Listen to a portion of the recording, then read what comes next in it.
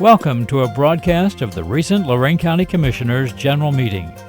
Unless otherwise announced, meetings are held Wednesday morning at the Administration Building, 226 Middle Avenue, 4th floor, downtown Elyria. These are public meetings and you are invited to attend. Agendas are posted prior to the meeting at www.loraincounty.us. Click on Departments to see the Commissioners page, then click on View Agenda. Stand for the Pledge of Allegiance, please. I pledge allegiance to the flag of the United States of America and to the republic for which it stands, one nation, under God, indivisible, with liberty and justice for all. Oh my dog. Yep, it's your dog. Good morning, everyone, and welcome to the August 8th meeting of the Lorain County Board of Commissioners. Hard to believe it's already August. Hope everybody's beating the heat. Commissioner Kalo has our dog from the dog kennel today. Come on. Come on, look at the camera. Neil, you got this dog? Okay. Our featured dog this week is a female hound mix. She's between a year and a half old. She was a stray. We got her from Dr. Wood's Animal Clinic in Lorain. Real nice, friendly, kind of skittish, so don't know what quite happened to her. But she'll be available for adoption on Saturday at 3 o'clock this week. We have 33 dogs total, so if she's not quite your cup of tea, stop in. I'm sure we have plenty others you can pick from for your family.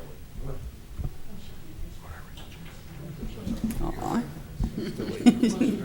She's checking everything out. Aw, poor baby. She's so scared.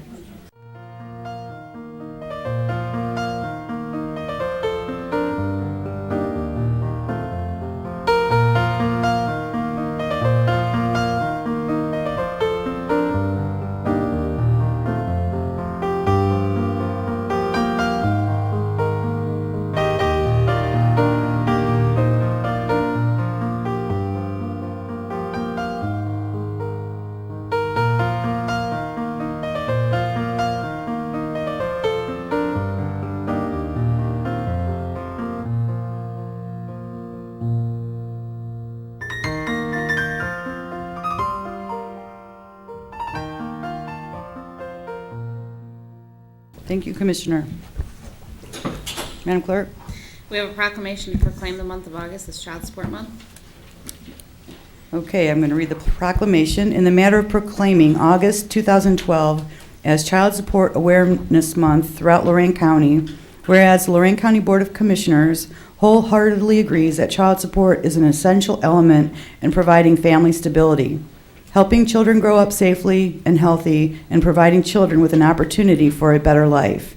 And whereas working partnerships among government agencies, parents, legislators, attorneys, judges, healthcare professionals, advocates, employers, and other organizations and community groups are critical to developing an effective child support program.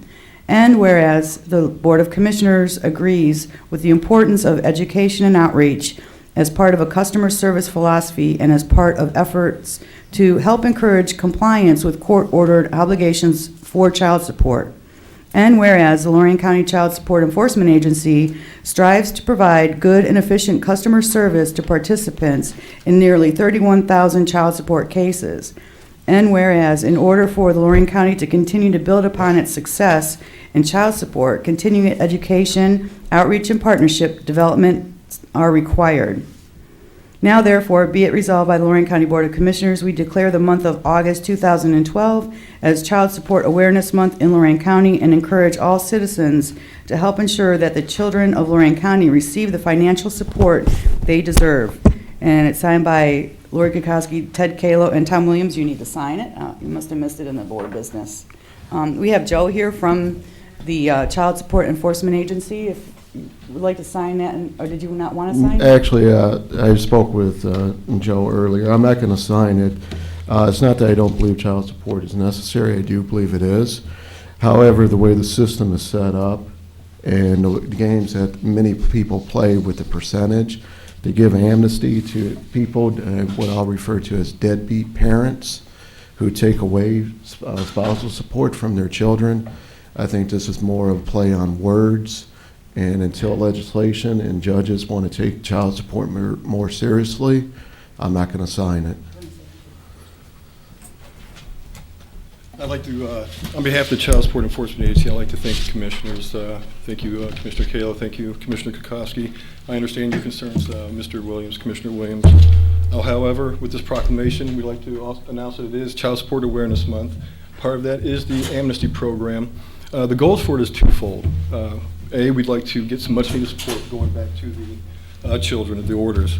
Two, we'd like to help people that aren't driving get their driver's license back so they can get back on track with their lives, hopefully get back to work, and bring some much needed support to the children. August 30th, I'd like to announce that August 30th is going to be part of the a date that's going to bring in legal aid. They're going to be there on site from 4 to 6 p.m. And at that date, they'll also offer some free legal counsel. If anybody has any questions, they can contact 284-4401 or 323-8240 for legal aid. And with that, Thank you. Okay.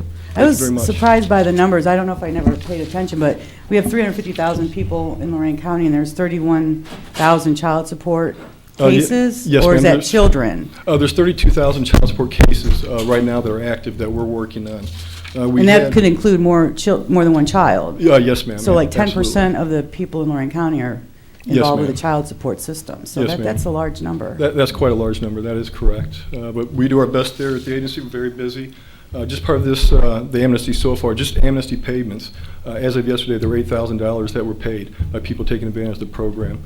So hopefully throughout the life of this for the next month, we'll get more people in. We'll start rolling and get this done. And hopefully get back on track, right? Yes, ma'am. Yeah, We hope. thank you. Yeah. Thank you very much. Any further questions or? No, thank you very much. Thank you. I just want to make sure, definitely for children getting the child support. However, with the games that are played, and it's nothing against children's services, it's with the legal system and the formulas that the state use in order to go after and collect the child support and the driver's license where it gets taken away. A lot of the deadbeat parents understand these formulas and they play the system. And there's just talking with different individuals in children's services, child support. They understand the game, they get frustrated with it, but their hands are tied as well. And talking with a lot of single parents who rely on this money and they don't get the money, it's not hurting them, it's hurting the child. And these parents don't care about the children that they're hurting. They're more upset about getting back at the other parent. And until something's done with that, I just don't feel that this resolution does enough to do it. And I think we're just saying that the problem's okay, the system's okay by supporting the resolution. That's my belief, and that's the reason I did not sign this resolution. So, Fair again, enough. thank you. I've dealt with you, Joe, very professional, and as well as the department you work for. So, Thank you very much. Thank you, Mr. Williams. Thank you. Okay, Madam Clerk. Under Resolutions Number 1, Job and Family Services Bills. So moved. second, Discussion. Ms. Kowski. Aye. Mr. Williams. Aye. Mr. Kayla. Aye. Investments. So moved. second, Discussion. Ms. Kowski. Aye. Mr. Williams. Aye. Mr. Kayla. Aye. Appropriations. So moved. second, Discussion. Ms. Kowski. Aye. Mr. Williams. Aye. Mr. Kayla. Aye. Transfers. So moved. second, Discussion. Ms. Kowski. Aye. Mr. Williams. Aye. Mr. Kayla. Aye. No advances, no repayments, requisitions. So moved. second, Discussion. I just had a question, and maybe Don Romancak, you can help me with this one. Is for Coldwater Consulting in the amount of $4,000, application for US EPA challenge grant. Are you familiar with this grant? I know it's for species coming into the Black River, and I just, why is the county involved in a program like that? Okay, this is actually the grant that we've received for the Black River invasive species through the EPA Challenge Grant and the Great Lakes Restoration Initiative. We applied for it last year, and we paid for them inadvertently out of the Watershed Action Plan purchase order rather than the purchase order that had been set up last year to pay for the grant application.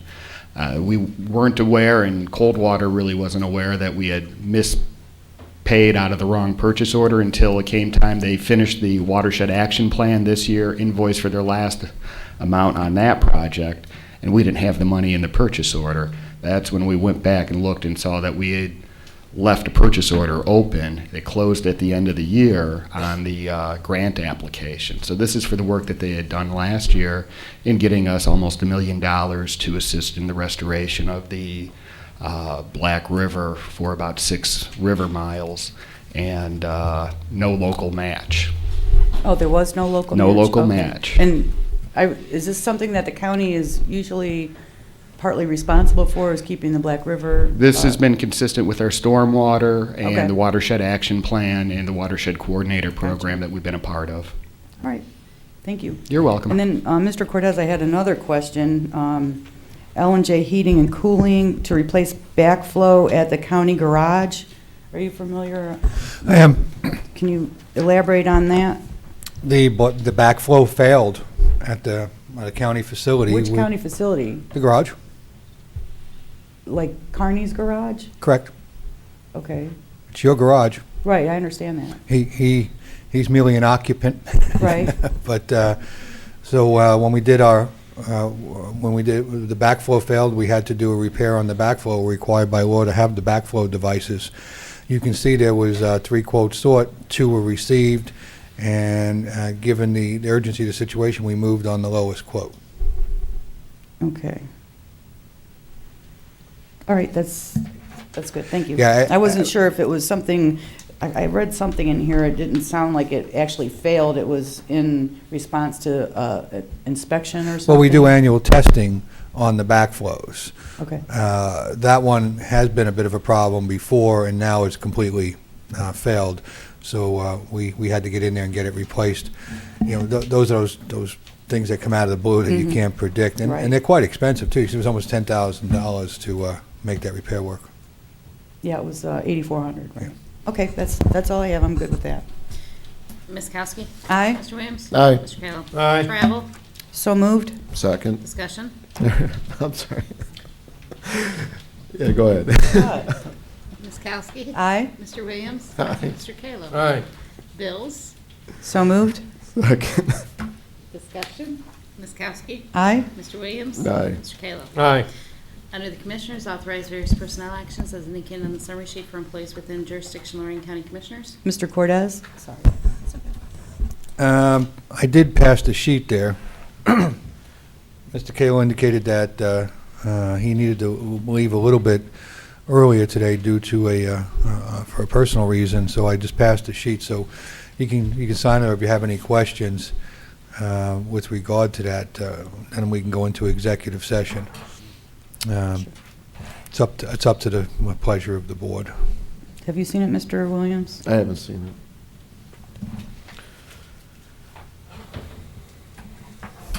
Golden Acres, usual revolving door.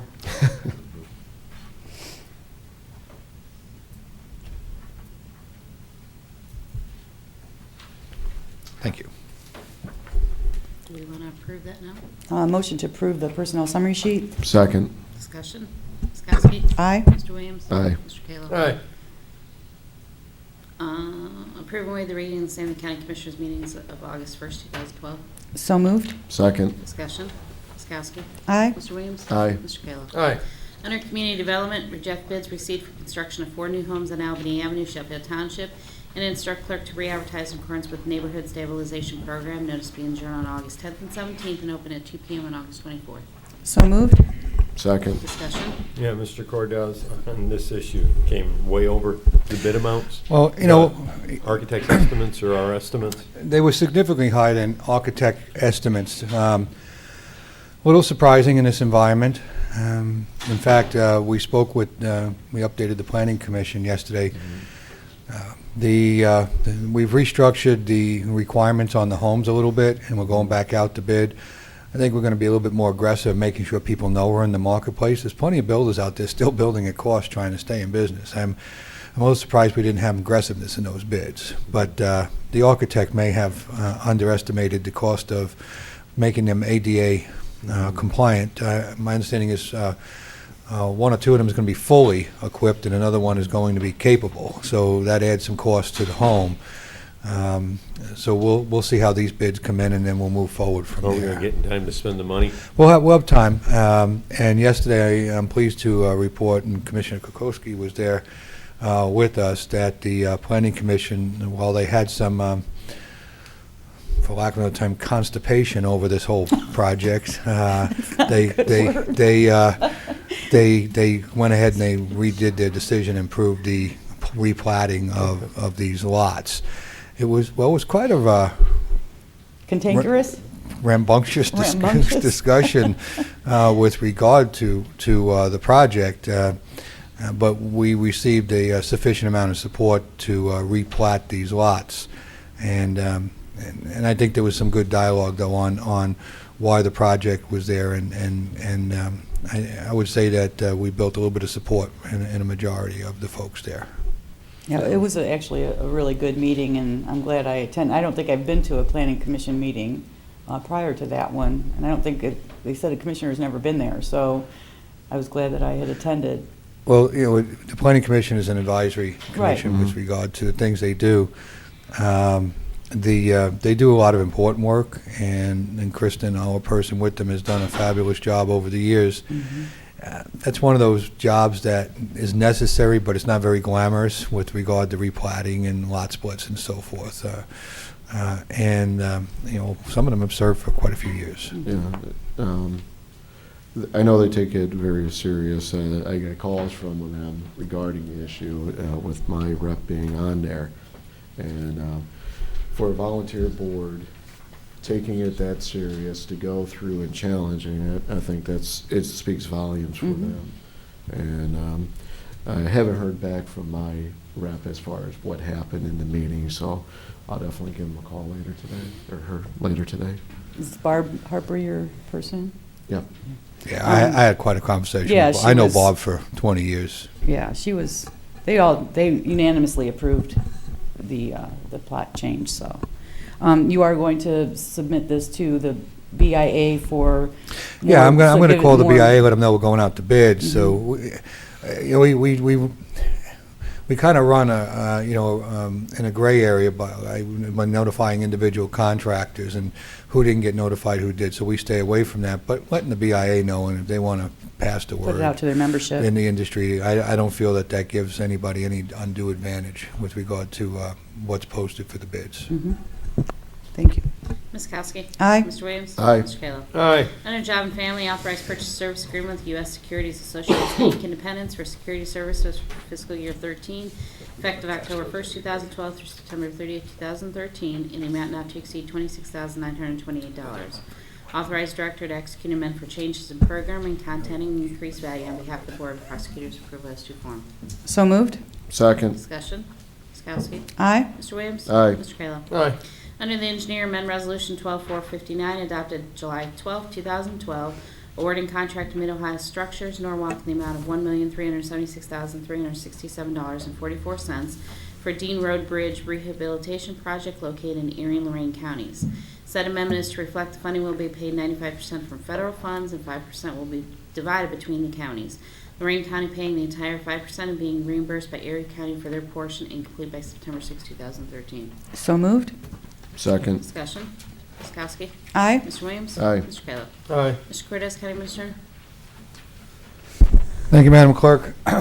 Commissioners, I'm sorry about the just giving you information this morning, but we did have an administrative session with regard to the transit service and to Cleveland last week. I'd like to amplify that discussion with the what I just handed you this morning with regard to route structure and time. One of the things that was suggested to be added, and it doesn't seem to delay the route very much at all, is the transportation center as a pickup for the Cleveland service. If you would take a moment and just read those first two paragraphs I have there in the email.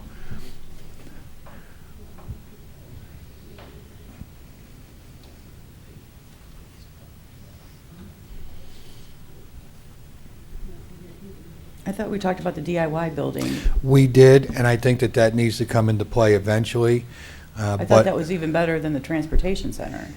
It may not be. We may be able to do both. Remember, the bus has to leave from the maintenance Right, garage. that's why we said we At could the be no Port of- deadhead. Right, and so what I'm going to say is that we can still do that. Okay. obviously, from the maintenance garage, when the bus leaves, I can have a shelter installed out there, and we can do a pickup immediately. That should not add any delay to this route whatsoever. And eventually, I'm going to be talking to you about the North Ridgeville connector, and we can pick up there, and we can also transport people that way. Now, I will tell you that I've received 4 or 5 emails from folks that are commuting into Lorain County from areas outside Lorain County, and those emails are increasing. Most of them are people who are either going to or working at LCC, who have indicated if they could get a bus from Public Square consistently out here, that they will take the connector. And you can see how we've structured it for them to be able to get on that connector. The reason we're stopping at the transportation center is they can grab the Elyria connector there, and if we're up by the Board of Elections, they can grab the Lorain connector up there. That's why we want to go to the transportation center. I should have explained that to you better.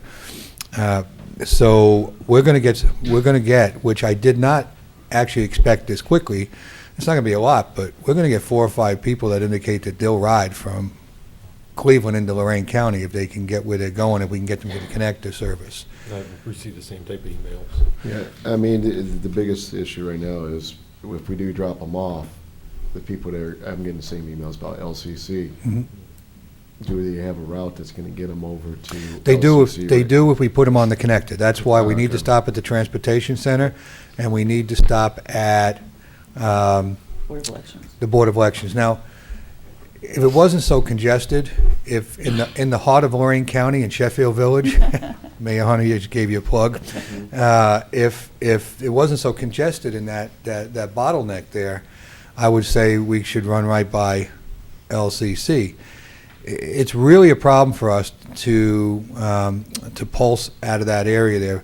If we get caught up in the morning traffic to the college or the evening traffic from the college, we blows could your time. blows the Yeah, time. you We need could to- deadhead really poorly. I may want to experiment though and see if I can't develop a relationship over in that front parking lot by the Aldi's and Sugar Creek Drug Mart area there, because I think we could probably get in and out of there before we get into the bottleneck a lot faster. And that's, I mean, I don't want people walking, but that's a very short leg distance down to the college.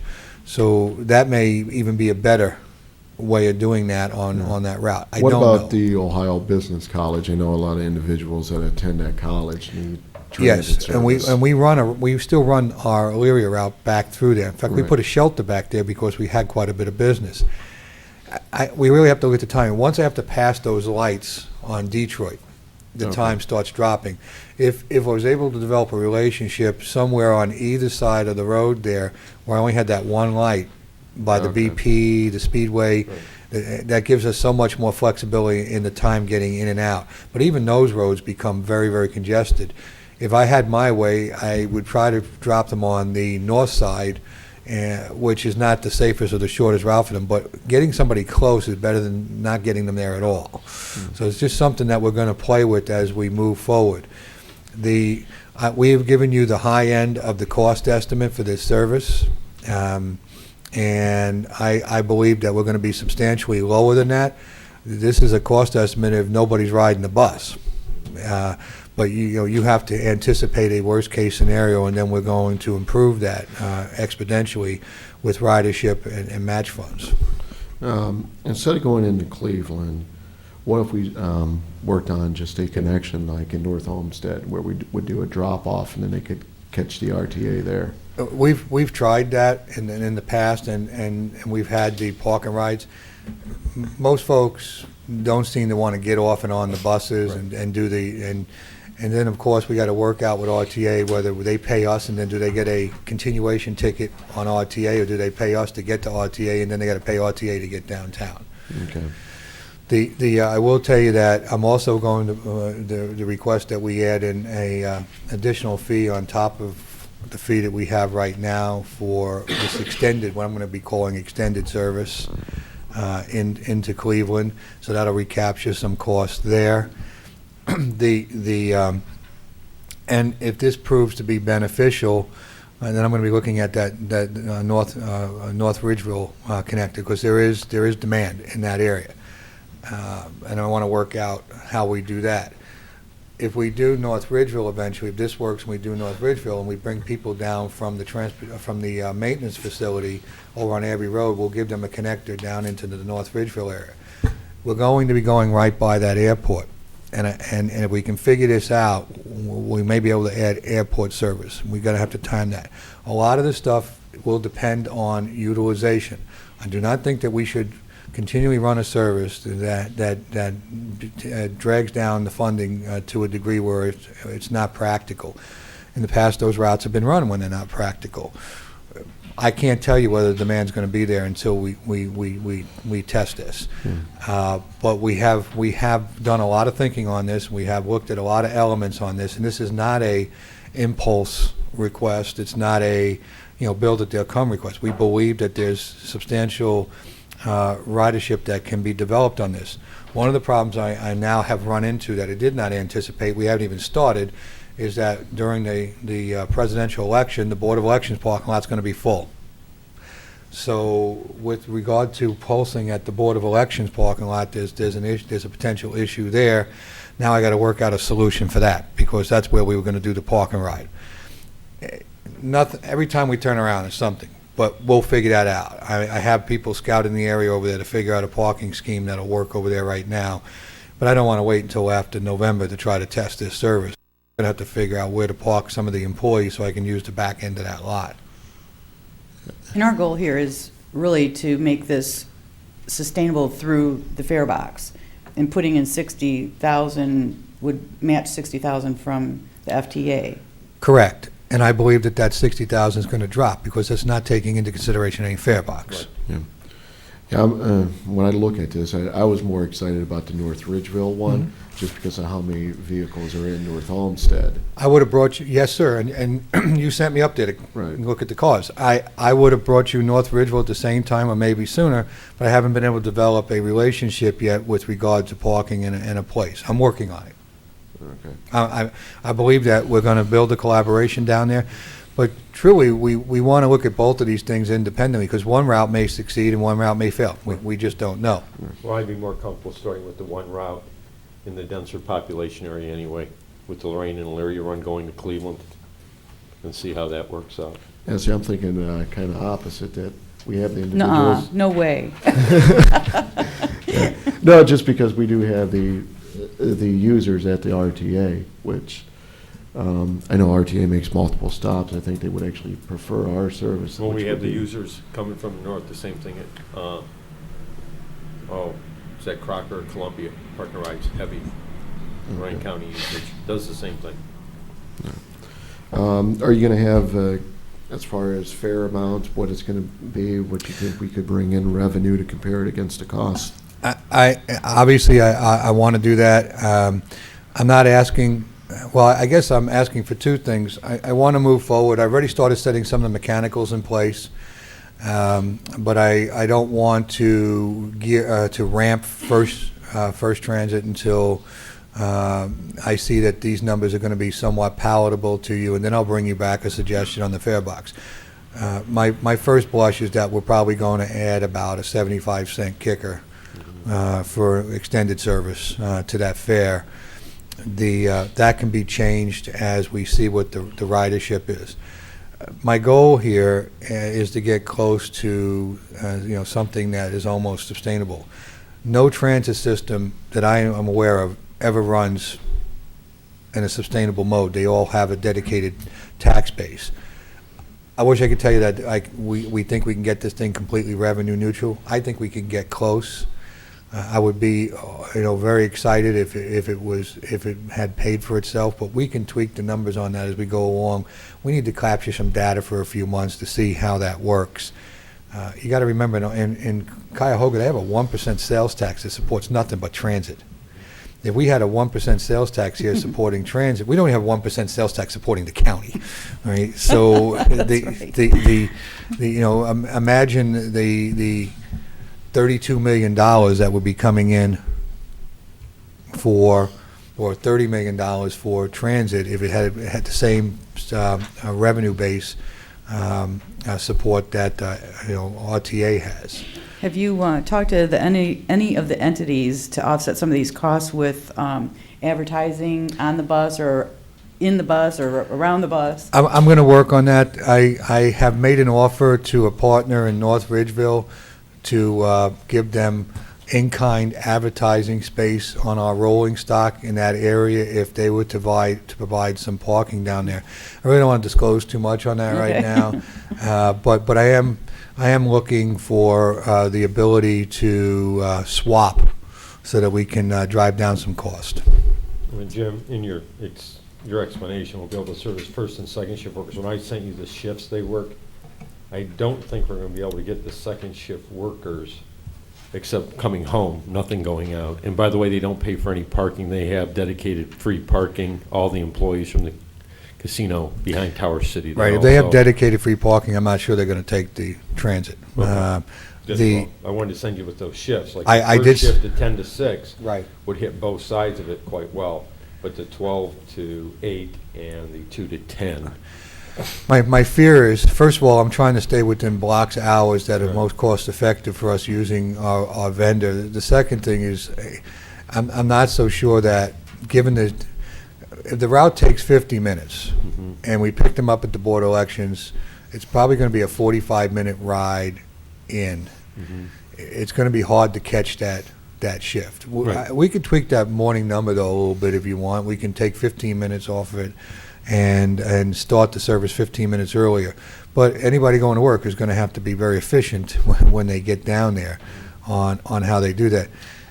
Other than that, trying to start a service, if it runs any earlier, the only person who's going to be riding it is a few people that may be going to work. But if you Right. want to try to capture that, we can move that number a few minutes in the morning. Okay. Well, we'll look at it. Let's see what Okay. it does now.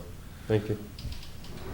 And the other ultimate goal besides doubling up the money that we're putting towards this and what the fare box will provide us is to double that match from the FTA, and also Well- the fact you said if we don't start using some of our rolling stock, we'll have to donate it to other counties because we can't sit on our buses for that long period of time without using them. So we'll have to give some of our capital away. Right. We'll have to give away some of the rolling stock, obviously, and I want to be able to tell the FTA that we have a plan, and we have, if that starts to work, we have a bigger plan that we're going to put into effect. Which could ultimately beef up our routes around here as well, if this works. Yes, it Add could. routes in Right. our, And I'm sorry, I was in our distracted city. from it because earlier you said something about 60,000 from FTA. We get 50% match on some monies and 80% match on others.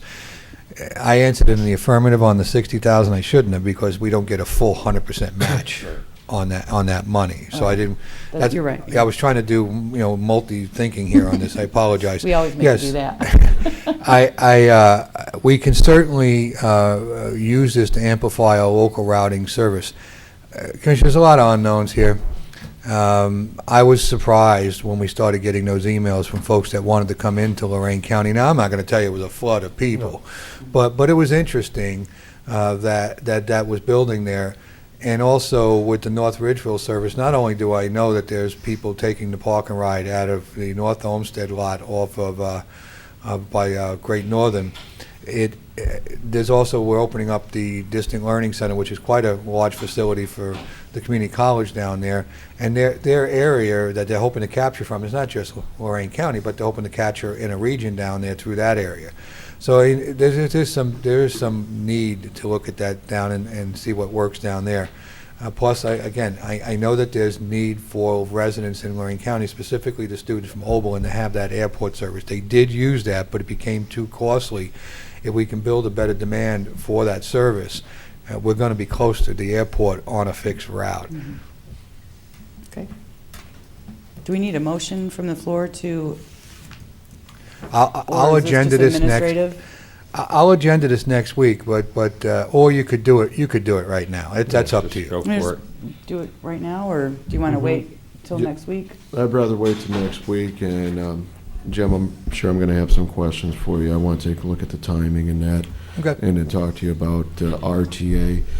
First thing that pops out, 605 going into Public Square, that's going to work. 745 I think that may be a little late for a lot of the riders. Well, remember, the unfortunate thing is that we have a certain amount of time it takes us to get back and forth. Yeah. The times are more dictated by that time frame than anything else. And also, you remember, we're trying to run this with one bus. I initially wanted to collapse the time frame a little closer and run 2 buses. But with 1 bus, that doesn't give us the choices. If we were running 2 buses, we would have lagged them, and then the times would have been better, because we would have had one following in about 20 minutes after the first one got there, and that would have gave us more flexibility in the service. I wasn't sure that I should come to you and ask for a greater sum of money until I can show that there was ridership. If we can show that there's some ridership, then we may add another bus to this line, which will give us the ability to flex those times a lot more. Have you looked at RTA as far as their ridership, either from Crocker or from North Olmsted, and which times are heavier for them, their traffic? No, I have not, Commissioner. I think that I'm not. I know that in North Olmsted, the people that are driving there will have some impact on what we do down there, but I don't believe that leaving from the Board of Elections is going to be the same demographics of the people that are leaving from North Olmsted right now. I think that we're going to see a lot more need ridership rather than convenient ridership. If I could grab those people that are parking and riding over at the other parking lot, I'll be happy, but I'm not sure that that's our targeted market right now. Okay. Well, Well, we can hold this until next week, and you can follow up with Mr. Okay. Cordez Right, if you have additional questions. Yeah, because the problem with that is, I think most of the people using the RTA service are coming from the eastern side of the county, and we're not stopping right now because of all the construction up in Leonaga. We're not stopping at the eastern side. Right. I believe Commissioner Williams has a very creditable position on this. We need to look at those demographics when we're able to stop on the east side of the county. Right now, we're capturing north and west and some central out of Elyria. But I do believe that is a necessary look when we can grab those people on the east side. Well, it was a good route when we had it. It was a very good It was route a very we good had. route, I mean, so, but until they clear up the congestion, Right. we can't make the timing work. Okay. Anything else? No. Mr. Ennis, Assistant County Prosecutor. Commissioners, I have one matter of pending court action that I would like to discuss with the commissioners in executive session. Commissioners report. I'm going to yield my report. I know Ted has, No big deal. I know, but Mr. Gigliotti from the Valor Home is here and wanted to talk about what happened in Columbus with the veterans and give us an update. Morning, Commissioners. Morning. Dan Gelati from Sheffield Village. I'm also Vice Chairman of the Valor Home Lorain County Committee. We traveled to the Governor's office last Thursday, and when I say we, Sam Felton, our Chairman, Don Addy, our Fundraising Chairman, Leo Citro, our Treasurer, myself, and also in attendance was Mayor Rittenauer and Doug Rangel from the City of Lorain Development. We went down there Excuse me, Dan, along and- with, I'm sorry? And Senator Manning. Oh, and Senator Manning, I'm sorry, you're right, and I forgot all about her, and I shouldn't have. Thank you. We did take with us 4,500 letters of support that we garnered from the veterans and the citizens in Lorain County, not just the city, but the county. That did not include letters that were sent directly to the governor, and some of our veterans organizations also amassed large amounts of letters and sent them down with a cover letter from their organization, and that's fine too. The important thing is that we finally had an opportunity to go down there and talk with the Ohio Department of Development, Christine Schmenk, and her staff. We also talked with the Assistant Director for Veteran Services for the state of Ohio, Jason Dominguez. Colonel Moe was out of town at the time. And also Mr. Merle Madrid, who's the Communications Director for Governor Kasich. And the important thing was that we learned that they really didn't have a good understanding of why we were fighting for St. Joe's. And when I say we, I'm talking about Valor Home Committee. We get placed in the position of being able to speak for saving the community center, because without the community center, there's no Valor Home. But it's more important than that. It's much broader why it is a community center and why it needs to stay a community center. Lorain County Community College. You look at the number of students that are within walking distance of Lorain County Community College Learning Center down there. They don't have the transportation to get back and forth to the main campus over there. You said there's 600? Yes, yes. And now Lorain County Community College is in a tight spot because they don't know whether the building's going to close or not. We got classes starting up very soon. What are they going to do not only this semester but next semester? Their lease runs out at the end of December, by the way, if you didn't know that. So they're kind of in a situation over there. Obviously, the VA clinic is very important. Not only do they provide services to Lorain County, we have people coming from Huron, Erie, and Medina County coming up there. Because west of here, there really isn't much. So that's a vital service as well. Those services need to expand. Maybe we can cut down on some of these transportation needs of running people to Wade Park and over to Parma for a 15-minute consult with a doctor because those services are not available here. There's a lot of reasons why that needs to remain as a community center, and also the services need to be expanded. Mr. Matt Slater, who's from Family and Community Services, and you know who Matt is, Director of Veteran Services, he went to Washington recently at a seminar and a conference, and he actually spoke to the VA people that work our program as far as the homeless vets transitional housing. But also the fact he learned is that if Valor Home eventually winds up in St. Joe's, and if it remains with the VA, it would be the only facility like that in the United States. Think about that. National. We have an opportunity to be recognized nationally for trying to combine services. It's the other reason why we've been fighting so hard to bring the Veteran Service Commission over there. And the expansion of the VA clinic as well. It's going to bring even more people down into that area and also provide services out here. One of the things that we really got to focus on also is the fact that veterans in this county, 24,000 veterans, are depending upon those services as opposed to running back and forth to Wade Park and to Parma all the time. They're also depending on the services for the Veteran Service Commission. We're looking at new programs that we want to put in place over there. We had some of those discussions yesterday at the meeting that we had at the Veteran Service Commissioners meeting about looking at new programs over there. One of the interesting facts is that the folks from the Veteran Services at the state sat down with all of the counties in the state of Ohio, looked at the money that was allocated by the millage, and looked at the amount of money that is being spent in each of the states. They're puzzled as to why last year we only used 25 or 30% of the allocated funds under the millage rate, when, for example, Cuyahoga County used 94% of their money.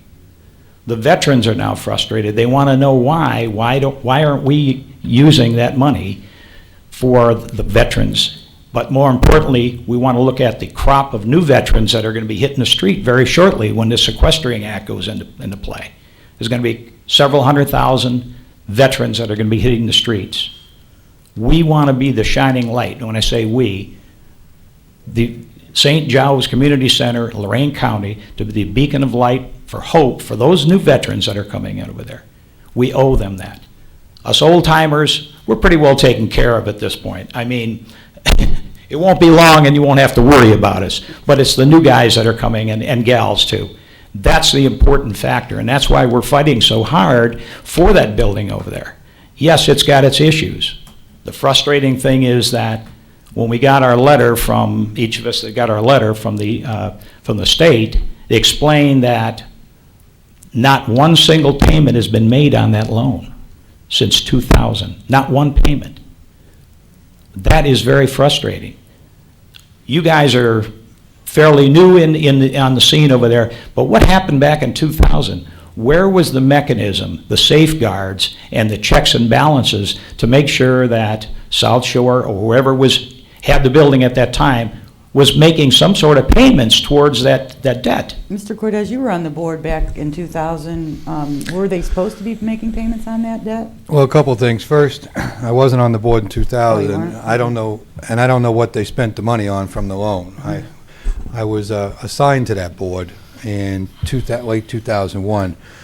At that time, the arrangement on the loan was that they had deferred the payments on the issuance for several years as part of the original loan guarantee. The state had done that because they had a plan to profitability.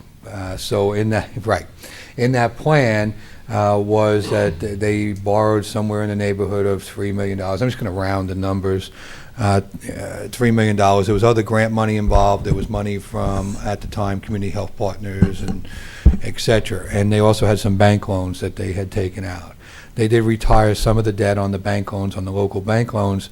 When the deferment was coming due, I want to say it was around 2004 or 5, that they had to start making payments on the loan. They had not reached profitability, clearly. The plan was completely flawed from the very beginning. That started a very similar exercise to what's been going on in the last year and a half, 2 years here. Went down to the state, worked with the state deferred payments on the loan for an additional period of time based upon a plan to profitability. That time was rapidly approaching, and we looked at the center, and it was decided by the then South Shore Board that we needed to close the center in a very organized fashion and work to keep the VA clinic as a resource in Lorain County. Valor Home had not come into existence yet, but the major issue was going to be, what do we do with the VA clinic and how do we keep it in Lorain County? And South Shore still had some resources to make a controlled exit from the facility without chaos and just a complete abandonment. While that was being worked on, some other activity occurred with the city and some developers where they believe they, let me back up again. So we went to the city and the county, explained what was going to happen because they had some loan guarantees that were going to come due in a year because the state had made that second deferment. The folks from Lorain came in, they worked with the state to get a further deferment, and they got something that the original South Shore Board was not able to obtain, which was a complete forgiveness and amnesty on the state's portion of that loan. All we had was a deferment of that to pay at a future date. The city was successful in negotiating away half the loan, but they would not relinquish the guarantee from the county and the city. Those payments still had to be made by somebody. At that point, when they contacted the developer wanted to reconstitute the South Shore Board. All of the board members stepped off of the South Shore Board. They reconstituted the South Shore Board, and they entered into different agreements. And in the last year and a half, Valor came within a few months of that, and you've been working with them towards a successful outcome. Right. So the reason, and that's a long explanation, a short explanation was it was all part of a package that everybody keeps putting forward because they never reached profitability to be able to pay on that note. And the state was willing to work with them to defer, which the state has demonstrated a bit of an ability to do that still, but they won't forgive that second half. So it wasn't as if they just didn't pay at all. It was part of an economic package. If that helps a little bit. Yeah, it does help, and I appreciate that. And anytime you need history on that, we tried real hard. We did the best we could over there, and then another board took over, and I know they're trying real hard. So I can give you any history you may need in the future. Just feel free to call me. I appreciate it. At the end of the meeting, Christine Schmenk from ODOD thanked us because they now had a better understanding of why we were fighting so hard for that community center down there. Both her and Mayor Rittenauer agreed that they really need to sit down at the table again and to work this issue. So our goal was to bring the city, the county, and the state back to the table over there and try to work this out. I've heard a lot of people say that, well, the building is falling down. Let me remind you of a couple of things. One is the VA would not have put $6 million into that building unless the government was assured that the building is not falling down. When we made our application for grant, over 1,000-page study that was done in that building over there. The building and the foundation is solid. It needs a lot of tender love and care. It needs a lot of tender love and care in the heating and air conditioning, because everything is basically on one loop, including the old part of the hospital, which will be taken down with the $1.617 million CORF grant. That'll be taken down, and there'll be some appropriate improvements to the heating and air conditioning, and also upgrade the lighting and make it more cost efficient in there. So if folks are wondering why you want to pour a lot of money into that building, you're pouring money into the building to make it more easily maintainable, but it doesn't need to be tore down and start from scratch again. So it's important not only to the veterans community, but also the community as a whole. And it's not just Lorain. We have people also that come from outside of Lorain down to the Learning Center, as well as to the main campus too as well. So it's an important resource, and we still feel that it's the best place for Valor Home. We still feel it's the best place for Veteran Service Commission to have one-stop shopping, along with the VA, and then hopefully the VA will also expand their services over there to make it even better for the veterans in the community. Yeah. So we thank you for the opportunity to come up here today and explain what the process we went through down there, and that we're going to persevere, we're going to continue, we're totally committed as far as Valor Home goes, but we're citizens of this county as well, and we want to also do what we think is best for the people. Thank you. Can't agree with you more. Thank you, and thank you for going down there and getting the state to get everybody back at the table. We appreciate that. Okay, and my report. Yep. Yep. Congratulations to the recipients and the sponsors from the Junior 4-H Scholarship Dinner last week I spoke at. It was a great turnout. Sat with the Younglist family. He was a 30-plus year trustee in Penfield Township, so I got a lot of history of the county from him. Also, last night Sheffield Township had their National Night Out. Great turnout. I'd like to thank the sheriff for the words he gave. Impressive event. A lot of volunteers, a lot of sponsors. Really nice event. This morning we had the Lorain County Economic Investment Development Committee meeting. I chaired that. We were given our semi-annual report on our portfolio, and it will be coming to board next week for approval. End of my report. Mr. Williams? I'll just wait. I know Mr. Kalo's got an appointment, so. Madam Clerk? Correspondence? I move the reading be waived. Second? Discussion. Ms. Kowski? Aye. Mr. Williams? Aye. Mr. Kayla? Aye. Public comment. David, you got a lot of making up to do. You haven't been here for a while. Not today, No? Okay. but thank you. David Ashenhurst Oberlin, I hoped you would talk about this anyway, and I think you would have if the title of yesterday's front page story in the Chronicle Telegram said, Greyhound discontinues Lorain County bus stop. I see that Mayor Brinda is talking to Greyhound about a different way of configuring that stop.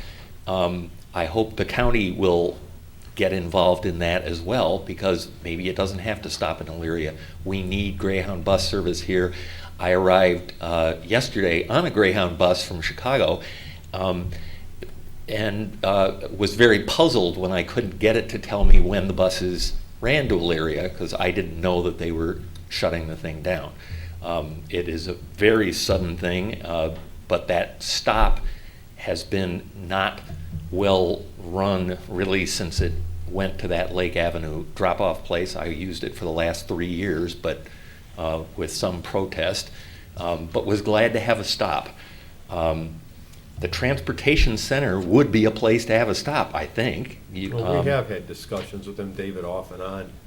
Well, So we'll see what goes I on encourage you to get back in and I have a number of suggestions on this, but I'd like to make them through a county vehicle rather than to talk to the city. The bus used to stop in Oberlin when Route 20 was the way people got between Cleveland and Toledo. The bus stop was down there, as was the train. But things are different. Just keep us a real, even this drop-off pickup, no tickets, no restrooms, no nothing. There are places that could be done. Let me address that for a second. I'm glad you brought it up because Greyhound's been in the newspaper lately, and there's been some talk and with regard to the transportation center, they can't be on Lake Avenue.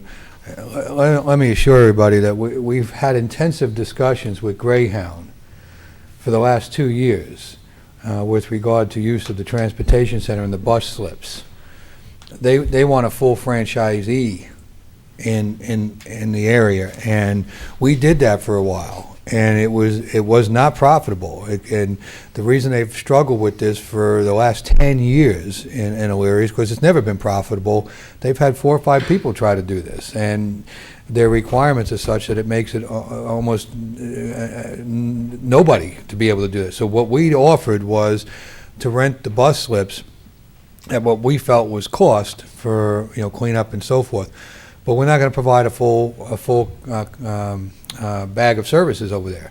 We also indicated we would work with them on electronic ticketing and so forth. They could kiosk it over at the transportation center, but we weren't going to provide baggage service, and they do freight. They wanted freight service and et cetera. And when the service became very, very poor down on Lake Avenue, and we knew there was problems before the city stepped in, and the city wasn't trying to force them to go to the transportation center. I think I read some comments on that. They wanted us to do a lot more than they were doing over there to be able to work with us. And it's unfortunate. We can provide bus slipping very easily for them. We can also provide the space for electronic kiosking of tickets if they want to put in a system where they can print the tickets there and so forth. We have the ability to put those connections in. We do have some conduit laid out there that may be able to be used to bring the services out to a particular area they want. We don't have the ability to do freight, baggage, provide for restrooms and an inside waiting area right now because the service is so limited and the time frames are so difficult. We just can't do that. Understanding that, is there some way, when Richard Enty was here, I talked with him about who do you talk to at Greyhound about becoming a franchisee? Well, I can give you all that information. You're going to be a franchisee? I might. Okay, perfect. I'll give you the file. We've had talks with them as recently as a month ago. I'd love to see it. To make sure that the offers are on the table and they understand and the position. But they're looking for a lot more than what we're willing to do over there for them. And I will tell you on behalf of the board, because we haven't had a lot of discussion on that, we were only asking for $200 a month for slip and cleaning fee and for the electric and things like that to use all the bus slips over there. That's not a great deal of. We narrowed it down to what we thought would be, a cost because. We have history with this. We know what happens with garbage and debris and cleanup and things like that. But we felt that it's a public facility and we're trying to make some use of it. I have no idea why Greyhound didn't accept that, but they have not to date. And we did repeat that offer just a few weeks ago. I got off at the Service Plaza on 58 got picked up there, and it was only because they stopped on the way to Cleveland. I said, do you get in trouble if I get off here? And no, and I did. Mm-hmm. That could be where they stopped, actually. if that could be worked out with the 24-hour-a-day facilities that are on both sides of the turnpike there. Especially if you don't have to sell tickets, if you don't have to do the ticket stuff, there are restrooms there, and all that stuff. So I will be up here on Friday to see if I can pick something up for me. Okay. Thank you.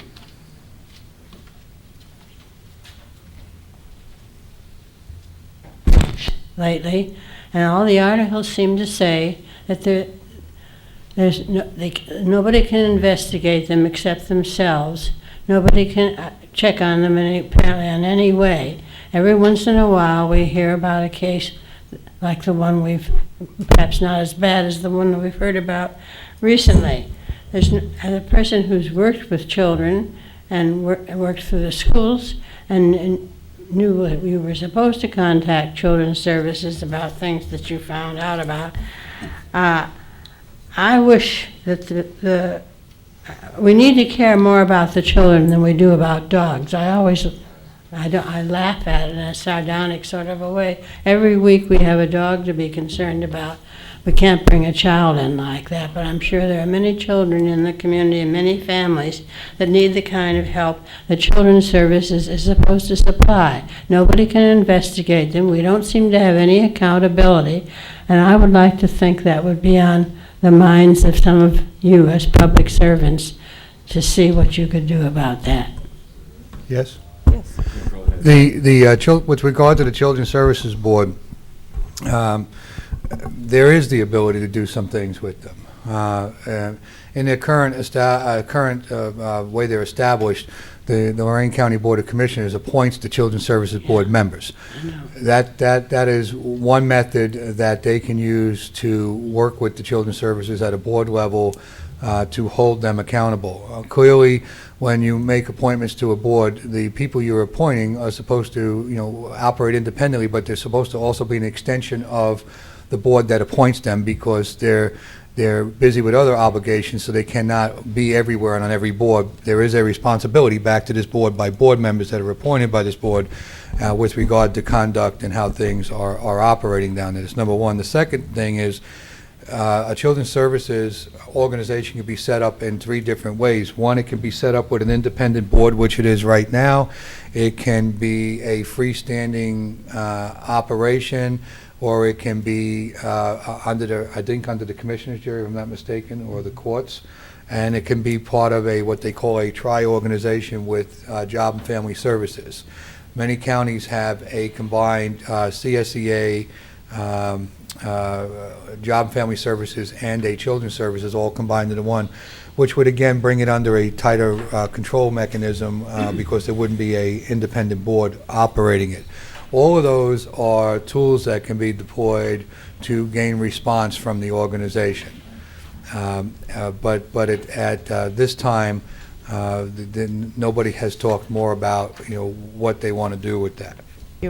Well, I appreciate that explanation from Mr. Cordes, but as a long-time activist in many communities, I know how boards and commissions that are appointed sometimes operate. I don't know whether you receive a report from the boards that you appoint or not. I guess it's time to look at all the minutes of the Children's Services to see what they do to discuss at their meetings. I do want to say one more thing. It's not, I'm sure they're short-staffed. I don't think there's any question about that. Children's Services and agencies like that more often than not are. But it's not enough, and it's not a solution to fire one caseworker and put another, his supervisor, on probation. That's not a solution to the problem, and it's not an answer to the community. I'm sure there are more cases that need to be checked and to be looked at, and I think it's time that this community followed through on it. As they say, it takes a village to raise a child. That's right. Anybody else wishing to address the board? Seeing none, I move that we go into executive session for the purposes outlined by the Assistant County Prosecutor. Second? Ms. Kowski? Aye. Mr. Williams? Aye. Mr. Kayla? Aye. This has been a broadcast of the recent Lorain County Commissioners' General Meeting. Unless otherwise announced, meetings are held Wednesday morning at 9:30 at the Administration Building, 226 Middle Avenue, 4th floor, downtown Elyria. These are public meetings, and you are invited to attend. Agendas are posted prior to the meeting at www.loraincounty.us. Click on Departments to see the Commissioners page, then click on View Agenda for a printable copy of the agenda.